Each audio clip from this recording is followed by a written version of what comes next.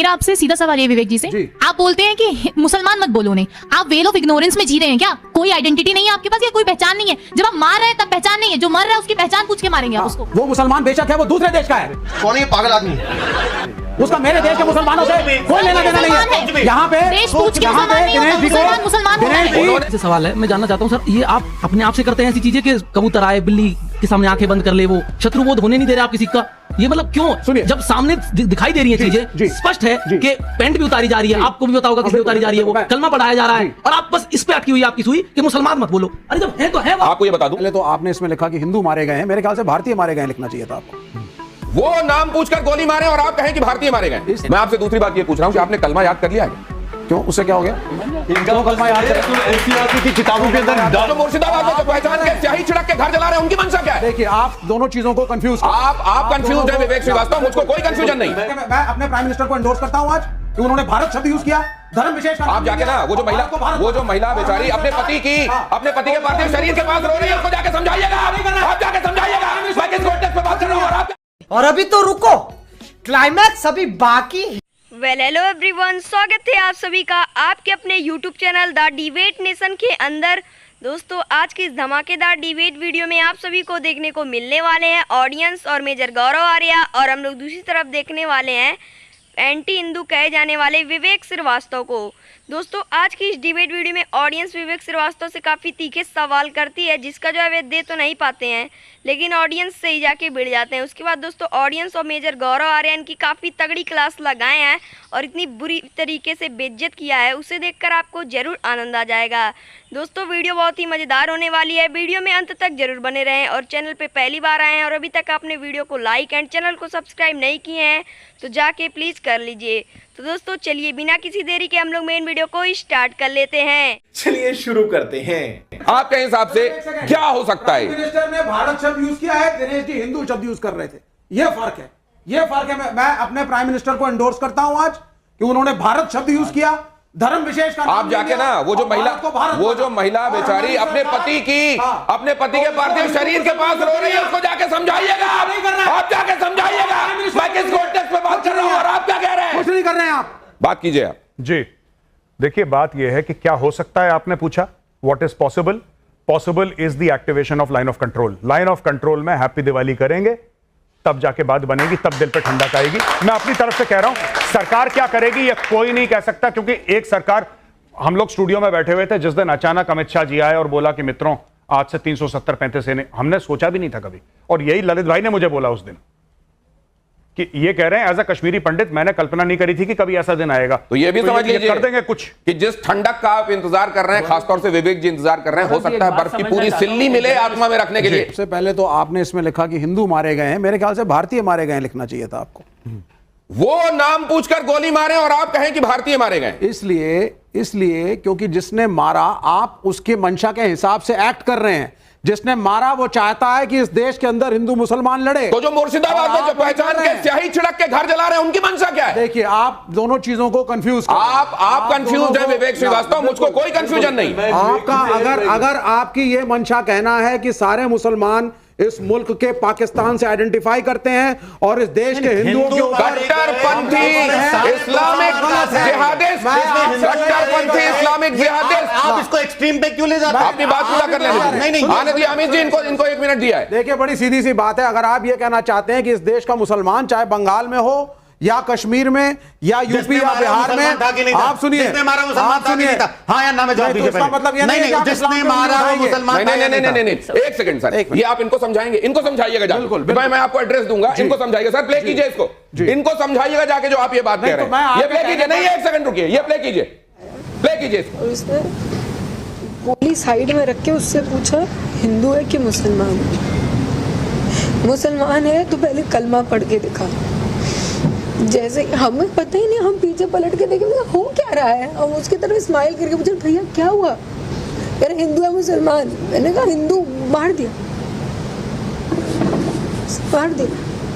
पहली गन उसी पे चलाई, उसके बाद 70 लोगों को मार दिया।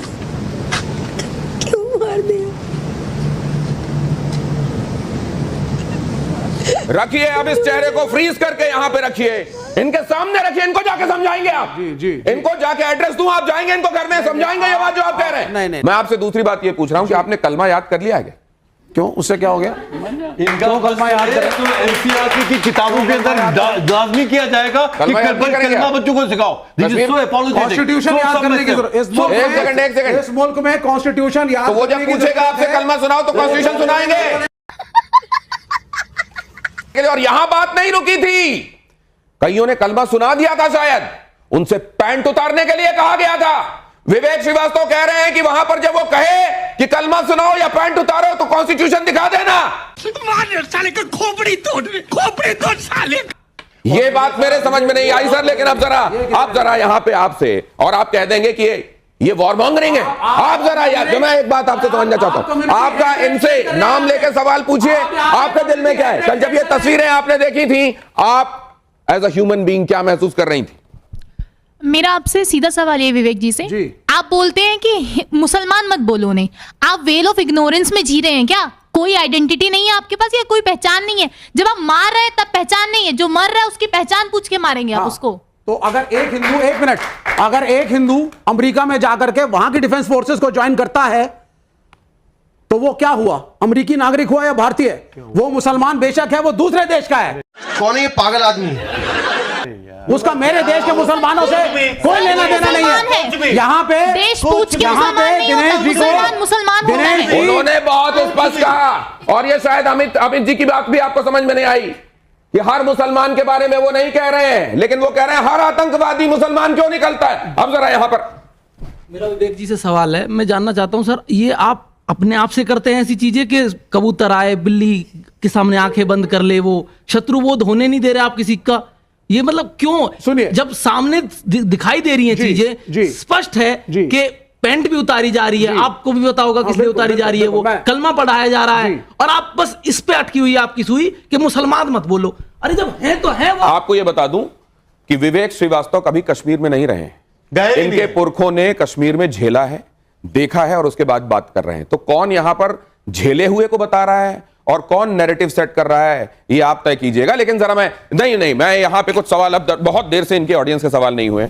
हाँ सर देखिए, हमें सारे मुसलमानों से प्रॉब्लम नहीं है, लेकिन पुलवामा अटैक हो जाता है, ये अटैक हो जाता है, वहां पे लोकल सपोर्ट नहीं होगा तो ये अटैक्स कैसे होंगे? मेरा सवाल मेजर साहब से है। जय हिंद सर। जय हिंद। सर देखिए, उनसे तो हम क्वेश्चन नहीं पूछेंगे, वो फिर से अपना कम्युनिस्ट आइडियोलॉजी लाएंगे। उनको ये नहीं पता कि रशिया में जब मस्जिदों को टोप से उड़ा दिया जाता है तब वो इस्लाम का परचम नहीं लेके आएंगे, अभी वो जिहादी के लिए स्टैंड ले रहे हैं। सर मुर्शिदाबाद में भी अभी पाकिस्तान के स्लीपर सेल्स एक्टिव हैं, जैसे कि वहां पे आगजनी हो रही है, और फिर कश्मीर में हो रहा है। तो सर इसके लिए हम आम नागरिकों के लिए इसका हमारा जिम्मेदारी कौन लेगा सर? हम तो इसमें पीस रहे हैं, जिम्मेदारी कौन लेगा? देखिए, मैं एक बात बताऊं, शायद बहुत देर के बाद किसी ने ऐसा सवाल पूछा है जिसका आंसर मेरे पास नहीं है, क्योंकि आपने एक ऐसा सवाल पूछा है जो इतना मुश्किल है, yet it is so simple. मैं आपको एक बात बताता हूं, देखिए, प्रॉब्लम है हिंदुओं में, बहुत ज्यादा प्रॉब्लम है। एज अ प्रैक्टिसिंग हिंदू मैं बता रहा हूं, और हम में सबसे बड़ी प्रॉब्लम यह है कि हम बटे हुए हैं बहुत ज्यादा। और जो योगी जी ने बोला था ना, बटोगे तो कटोगे, वो गलत नहीं बोला था योगी जी ने। आप कह सकते हैं कि कैसे ऐसे शब्द उत्तर प्रदेश के मुख्यमंत्री यूज कर सकते हैं, but he was absolutely correct. गलत नहीं बोल रहे थे योगी जी, सही बोल रहे थे। अब मैं आपको बताता हूं, ये जो वो बच्ची ने अभी पूछा कि कि without local help, local support कैसे? बिना लोकल सपोर्ट के आप कुछ, मैंने एग्जांपल दिया ना, आप बॉम्बे चले जाइए, आप बिना लोकल सपोर्ट के घर नहीं पहुंच सकते। टैक्सी चाहिए आपको, रेस्टोरेंट में खाना खाएंगे, शॉपिंग करने जाएंगे, वापस दिल्ली तो नहीं आएंगे ना, नोएडा तो नहीं आएंगे शॉपिंग करने के लिए, बिना लोकल सपोर्ट के हो ही नहीं सकता। इसका मतलब ये नहीं कि सारे कश्मीरी सपोर्ट करते हैं, मैं ये नहीं कह रहा। मैं ये कह रहा हूं कि हर जगह ऐसे सेल मौजूद हैं, हर जगह ऐसा लोकल ऑप्शंस मौजूद होते हैं। आप कहीं पे खाना खाते हैं, कहीं से पैसे लेते हैं, कहीं से रेडियो सेट की बैटरी लेते हैं, आपको करना पड़ेगा।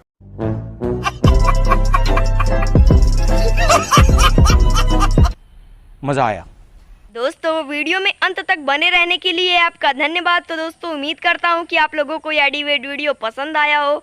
अगर पसंद आया हो तो आप हमारे वीडियो को लाइक एंड चैनल को सब्सक्राइब जरूर कर लें। और दोस्तों, आपकी इस डिबेट वीडियो में जो भी राय है कमेंट में जरूर बताएं। तो दोस्तों, मिलते हैं नेक्स्ट वीडियो में किसी और नई टॉपिक के साथ। तब तक के लिए राधे राधे। खत्म, bye bye, tata, goodbye, गया।